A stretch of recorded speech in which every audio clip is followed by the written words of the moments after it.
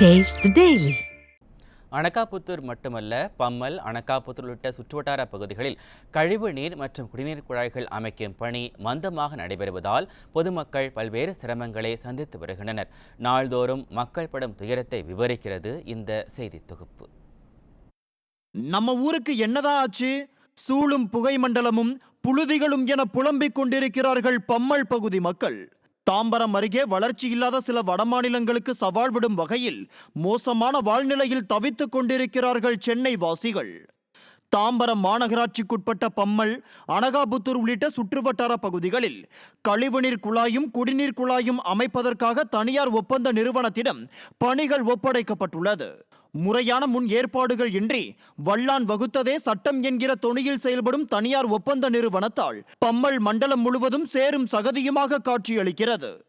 இந்த பல்லாவரம் பம்மல் குன்றத்தூர் சாலையில் ரோடு எல்லாமே இவங்க நோண்டி போட்டுட்டு மின்சாரம் பாதிக்கப்பட்டிருக்கு. மக்களுக்கு மின்சாரம் சரியில்லை, ரோடில் பஸ்ஸுங்க மாட்டுது, எல்லா இடத்துலையும் டிராஃபிக் ஜாமு.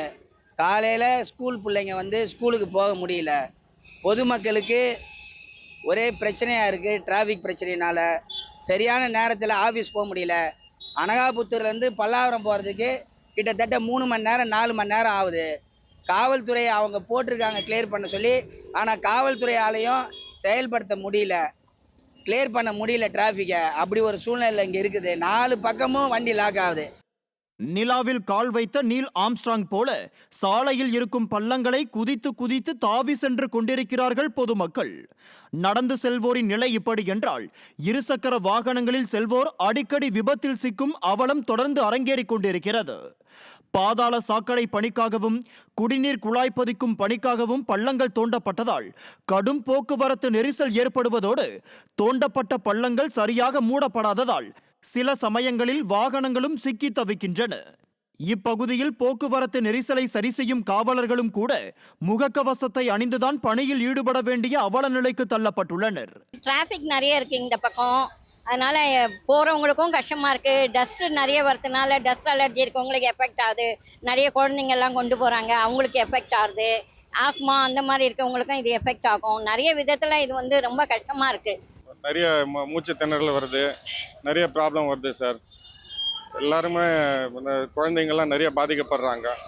இந்த ரோடு ரொம்ப பள்ளம் தோண்டி விட்டு ஒரே கஷ்டமாகுது. வண்டி டிராஃபிக் ஆகுது, ஓவர் ஜாமு, அது டஸ்ட் அலர்ஜி வேறு. இந்த ஒரே ப்ராப்ளமாக இருக்குது. இது கொஞ்சம் சீக்கிரமாக எவ்வளோ சீக்கிரம் முடியுமோ அவ்வளோ சீக்கிரம் பண்ணி கொடுங்க. மக்கள் ரொம்ப பாதிக்கிறாங்க. டஸ்ட் அலர்ஜி ஓவராக வருது, இதால் பிரச்சனையாக இருக்குது. வீசிங் ப்ராப்ளம் வருது. ஒரே நைட்லலாம் ஒரே மூக்கெல்லாம் எரிச்சிட்டு ஓவர் எரிச்சலாக இருக்குது. இத்தனை சிரமங்களுக்கு மத்தியில் கழிவுநீர் குழாயும் குடிநீர் குழாயும் அமைக்கும் பணியாவது வேகமாக நடைபெறுகிறதா என்றால் மிக மந்தமாக நடைபெற்று வருகிறது. ஆமை வேகம் என்று சொன்னால் கூட அபத்தம் என்று சொல்லும் அளவிற்கு மிகவும் மந்தமாக பணிகள் நடைபெற்று வருகிறது. குறிப்பிட்ட பகுதியில் கூட முழுமையான பணிகளை நிறைவேற்றாத தனியார் ஒப்பந்த நிறுவனத்தால் தற்போது பம்மல் பிரதான சாலை முழுவதும் புழுதி காற்று வீசுவதால் கண் எரிச்சல் ஏற்படுவதாகவும் சுவாச கோளாறு, ஆஸ்துமா போன்ற பிரச்சனைகள் ஏற்படுவதாகவும் குற்றம் சாட்டுகின்றனர். இனியும் காலம் தாழ்த்தாமல் போதிய வேலையாட்களை கொண்டு கழிவுநீர் மற்றும் குடிநீர் குழாய்கள் அமைக்கும் பணியினை விரைந்து முடிக்க வேண்டும் என்பதே அப்பகுதி மக்களின் கோரிக்கையாக இருக்கிறது.